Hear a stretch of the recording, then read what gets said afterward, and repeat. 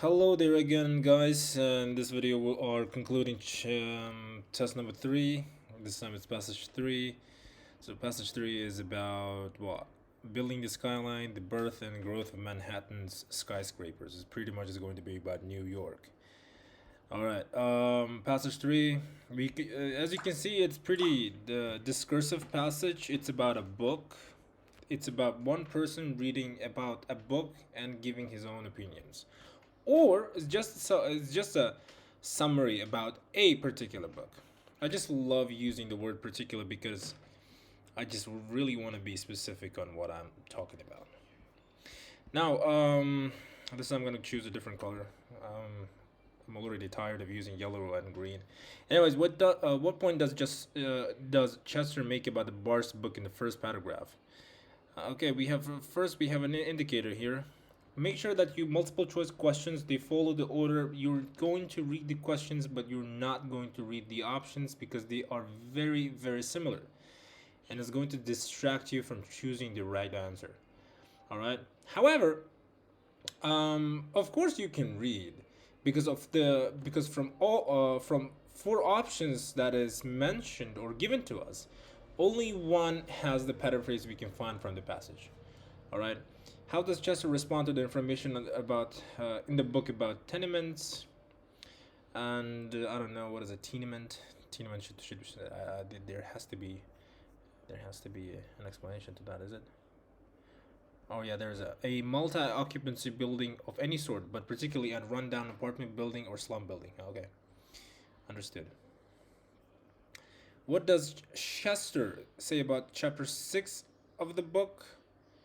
Chapter 6 of the book. What does Chester say about the chapters focusing on the 1920s building? Chapters on the 19. Whoops. chapters focusing on the 1920s building boom. What impresses Chester the most about the chapter on land values? What impresses?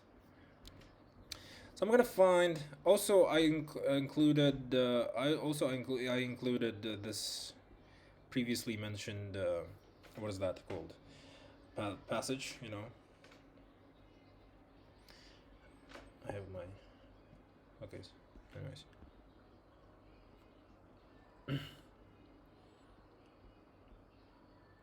Let's get started. In Building the Skyline, Jason Barr takes the reader through a detailed history of New York City. The book combines geology, history, economics, and a lot of data to explain why business clusters developed where they did, and how the early decisions of workers and firms shaped the skyline we see today. Building the Skyline is organized in two distinct parts. Excusez-moi. In two distinct parts.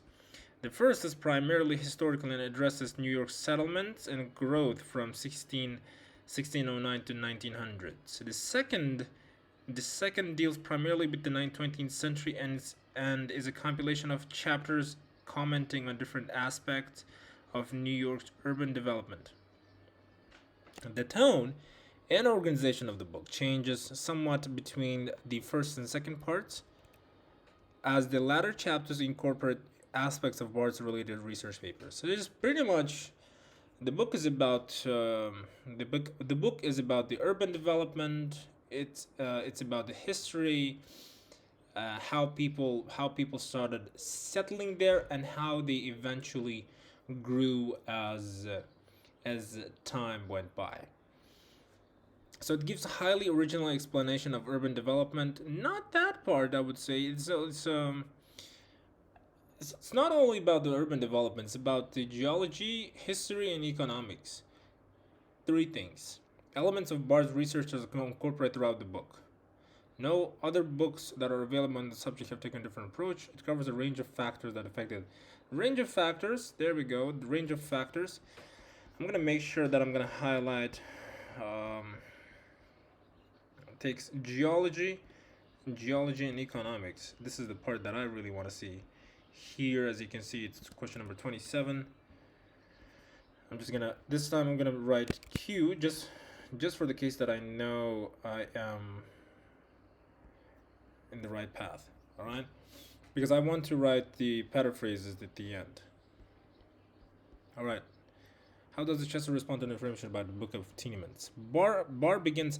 Also, I want to see the description. The description in the first chapter. Please get removed from here. The description in the first chapter of New York probably looked from the air in the early 1600s lacks interest. In the 1600s, I want to find 1600s. There we go. Barr begins chapter 1 by taking a reader on a helicopter time machine ride, giving a fascinating account of how the New York landscape in 1609 might have looked from the sky. So there you go, giving a fascinating account on the landscape from the sky. So this is going to be question 32. It's going to be question 32, and therefore the answer is going to be no. Whoops. Here it says lacks interest, but here it says fascinating. Fascinating is fascinating. The antonym of fascinating is lacks interest. Chapter 2 and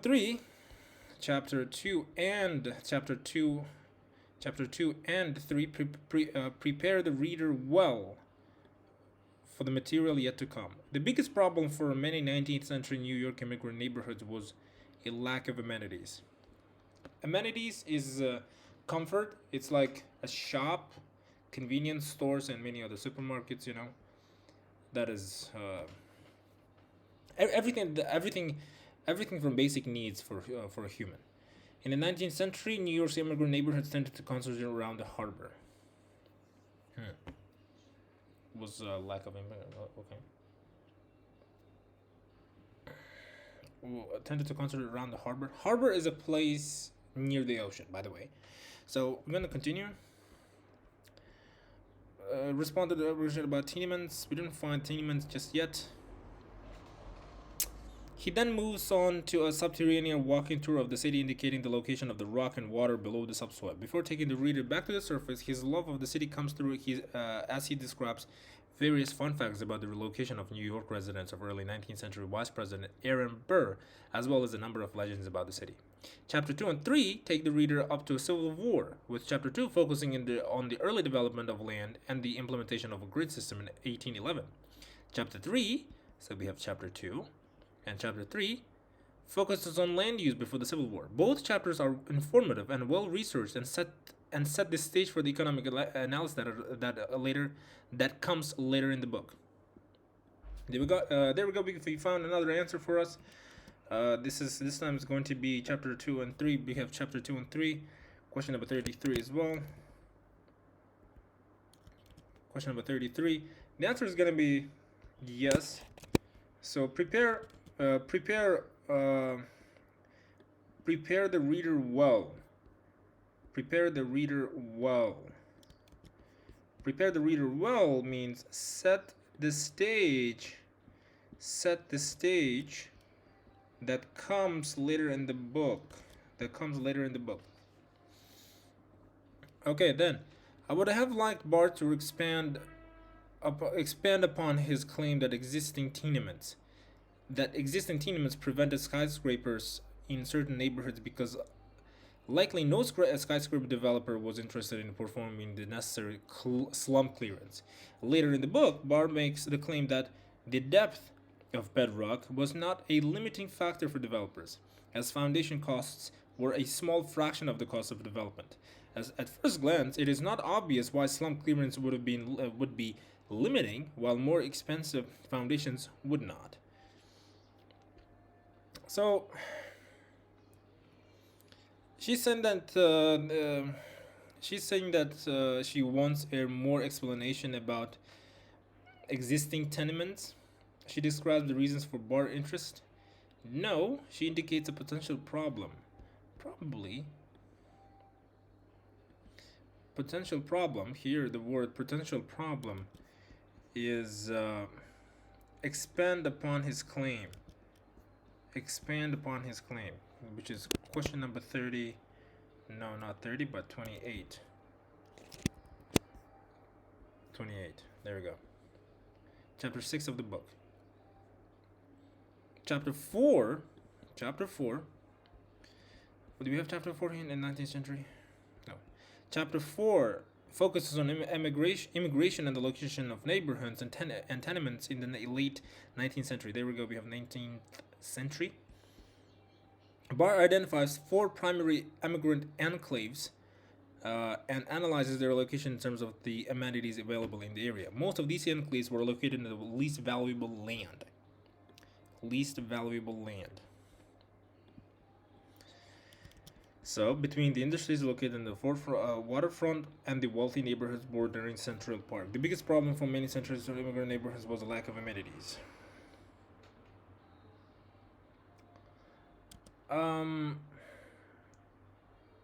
We don't see anything about the problems. It's not mentioning whether any immigrants had problems. It's about it is talking about the location they were settling, and they were settling in the least valuable land. Least valuable land means a place where there's cheap to live.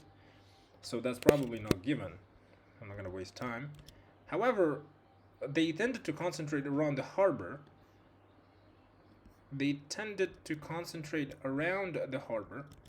But no, they didn't concentrate around the harbor. They're in the least valuable place, so which is no for us. Moreover, what does Chester say about the 6th of the book? Chapter 6 of the book. Where's chapter 6? Chapter 5. Okay, there we go. We have chapter 5 and chapter 6. We did this. The Bedrock myth. The Bedrock myth. Alright, there we go. We have Bedrock myth here. We will come back to that later, a little bit later. We have chapter 6 over here. Chapter 5 also has an interesting discussion of the technological advances that led to the construction of skyscrapers. For example, the introduction of iron and steel skeletal frames made thick, load-bearing walls unnecessary, expanding the usable square footage of buildings, increasing the use of windows and availability of natural light. Chapter 6 then presents data on building height throughout the 20th century and uses regression analysis.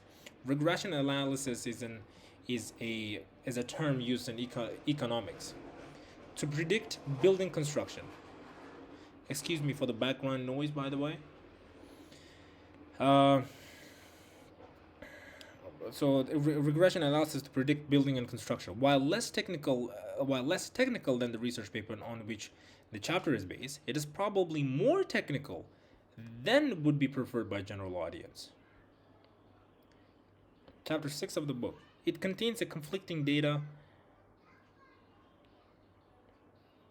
So less technical than the research paper on which the chapter is based. It is probably more technical than would be preferred by general audience. So it's like it is this part. It is that it is more technical then it would be preferred by a general audience. It is that it means that it is very hard for someone who's interested in reading the book. The book just gives you a more some sort of technical words that like the mainstream would not understand. Like people would not people like you and I would not really understand. So here it contains conflicting data. No, it focuses too much on possible trends. It is too specialized for most readers. That is the option for us. Too specialized means too specialized. It is more technical. What does Chester suggest about chapters focused on the 1920s building boom? We have this part. Chapter 8 and 9 focus on the birth of Midtown and the building boom of the 1920s. Chapter 8 contains lengthy discussions of urban economic theory that may serve as a distraction to readers primarily interested in New York. However, they would be well suited for undergraduates learning about the economics of cities. As you can see, we have another contradicting sign. You really have to know here. Let me give this question 30. You really have to know these kinds of words because they're very necessary. More technical, I would like to. Question number 29, is it?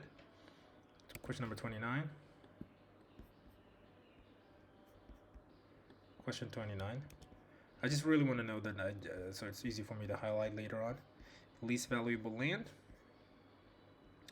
So least valuable land. I think we will come back. We'll come back a little bit later, right? So this part also I want to highlight. This part as well. Set the stage. Well, so the fascinating, there was a word fascinating, right? 32. There we go. Okay. Now, moreover, so basically, the information should be more organized differently. More facts are needed about the construction, about the way construction was financed. Some parts will have limited appeals to certain people. This is the answer for us, and I'm very confident about that because this one seems to be very interesting and very interesting to me to read about. So limited appeal to certain people means that here it is saying that it is a distraction to certain readers. It is a distraction that people would not really understand. They would not really understand what is written, or maybe just they would probably not understand the text written in the book. However, it might be very useful for those who are studying. I mean, for undergraduates mostly who are learning about the economics of cities. So it is kind of interesting for one group of people and not interesting for another group of people, right? Interested, not interested. So it's like certain people. There's only a chosen number of people. So, what chapter about chapter on land values? We have a chapter on land values, final chapter. Barr discusses another of his empirical papers that estimates Manhattan land values from the mid-19th century to the present day. The data work that went into these estimations is particularly impressive, right?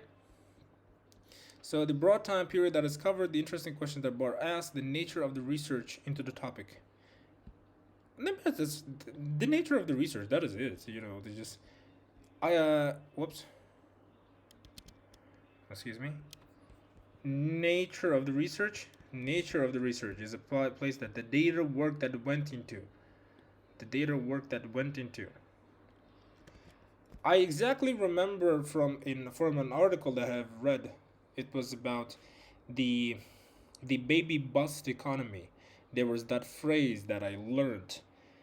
It says that the data work that went into means the nature of the research.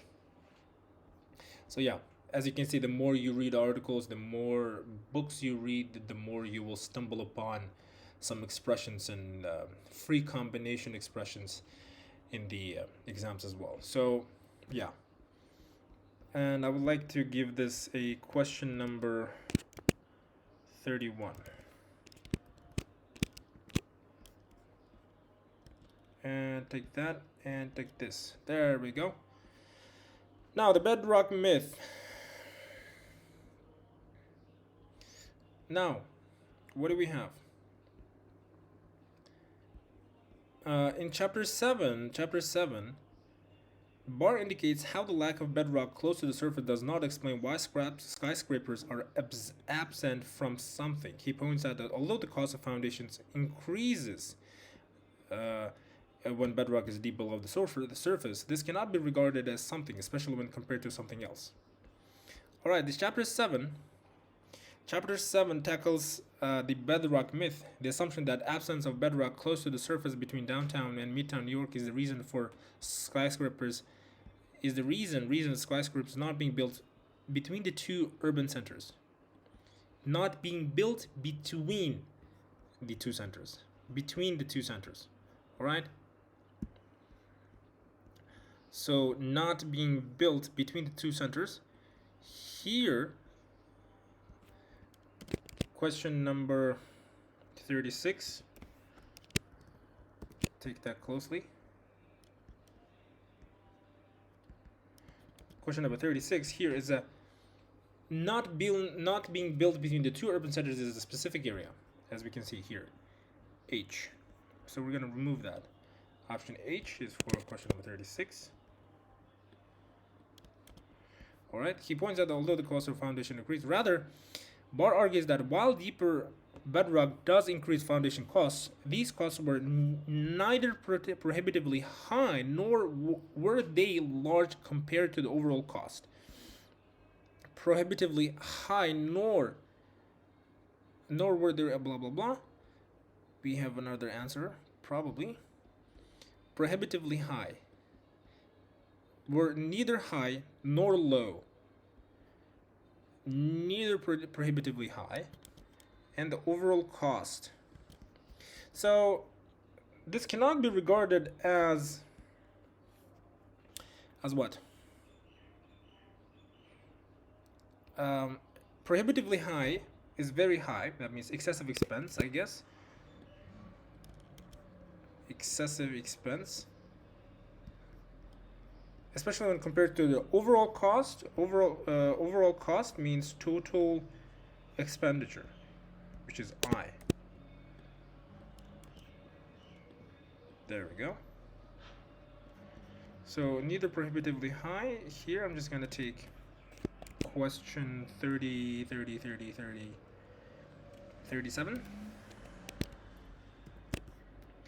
Question 37. Here I'll take question 38. Question 38. Question 38. There you go. A particularly enjoyable part of the chapter was Barr's account of how foundations are built. He describes not only how something are made possible by the use of caissons,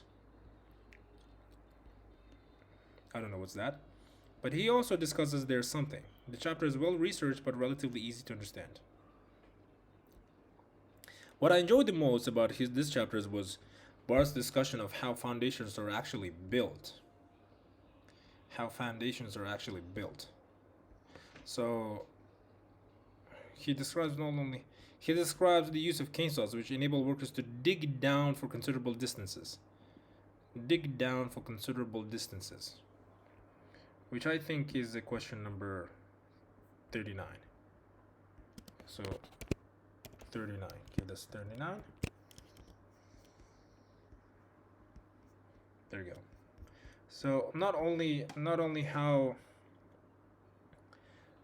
how are made possible, digging down means deep excavations. There we go. Deep excavations.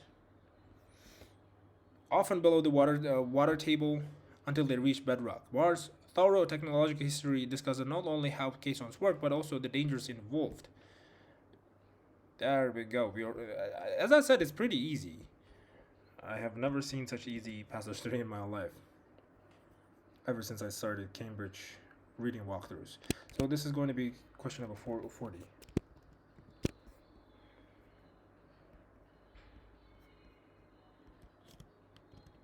There you go. So, and their dangers involved means associated risks. F. There we go, guys. We finished. We finished passage number 3. Okay, test number 3 as well. So yeah, if you have any questions, you will make sure to comment down below. All right. Now one by one. Let me just write the paraphrases here. Okay. Now, range of factors, potential problem. So range of factors. Here is geology, history, and economics. So it's like potential problem. We need 28. Expand upon his claim. Expand upon his claim. Expand upon his claim means that to explain to explain what he's saying. Then 29. Too specialized, limited appeal to certain people. Too specialized. Let me say. Too specialized, limited appeal to certain people. So Too specialized. Question 29. Question 29. Where is it? There we go. More technical. More technical than would be preferred by a general audience. So you see that? And 30, we have, where's 30? Question number 30. Okay, we skipped. No, we did not. So this distraction, as you can see, distraction to readers primarily interested, but well suited for undergraduates. With contradicting word here, however. So distraction to readers, blah blah blah blah. So it's like New York, and then, however, well suited for undergraduates learning about economies of cities. There we go. We need 31 now. 31. Nature of the research. Nature of the research means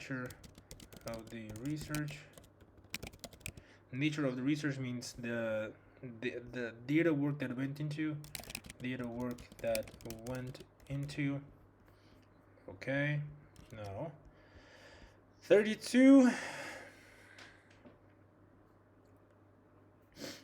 We're gonna find 32. Do we? Where's 32? All right, here. Let me just find it. First of all, 32.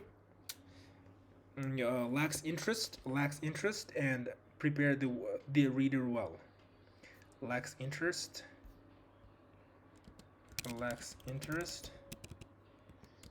Prepare the reader well. So lacks interest here. We need 33. No, 32. Sorry, fascinating. So we'll just say OPP, which is opposite, and say fascinating. All right, fascinating. Question number 32. Prepare the reader well. Set the stage for the economies, and that comes later in the book. Okay, now we have 33. Now we need 34. 34 we don't have it, so 34 is not given. So not given.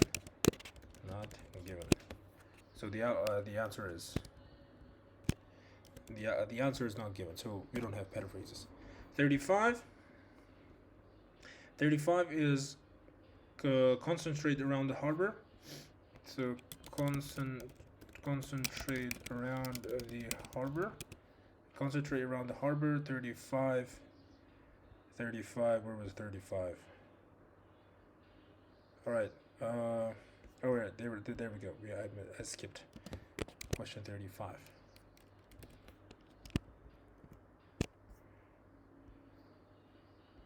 Question 35. Least valuable land. So let's say OPP. Least valuable land. 35.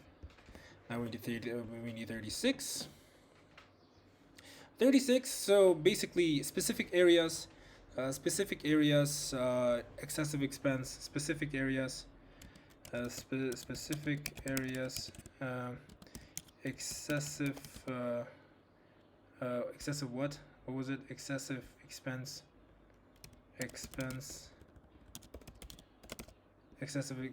and then you have total expenditure, and deep excavations. Total expenditure and deep excavations. F is associated risks. I did not strike through that. Associated risks.